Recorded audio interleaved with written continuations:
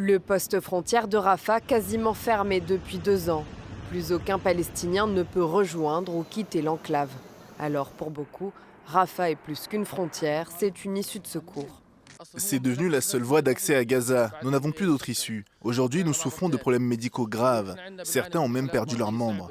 D'autres ont des blessures qui doivent être soignées à l'étranger. Les conditions fixées par Israël sont draconiennes. Seuls les piétons pourront passer.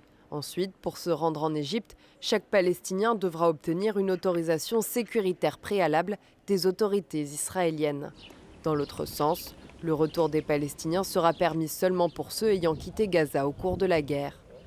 En plus du filtrage initial, un couloir sera installé pour permettre à l'armée israélienne de gérer ces contrôles. Les Nations Unies attendent avec impatience cette réouverture. Le rétablissement du transport des marchandises via le point de passage de Rafah est essentiel. Ça permettra d'augmenter le volume du matériel humanitaire qui entre à Gaza. Pour les plus de 2 millions d'habitants, la situation humanitaire reste dramatique. Ils vivent sous des tentes en plein hiver, dans un territoire en ruine, et difficile de se procurer des vivres. Pas question pour Riyam de rester là. Non, je ne veux surtout pas rester à Gaza. Dès qu'ils ouvriront le poste frontière, nous partirons bien sûr. La réouverture de Rafah était prévue dans le plan de Donald Trump pour la paix à Gaza.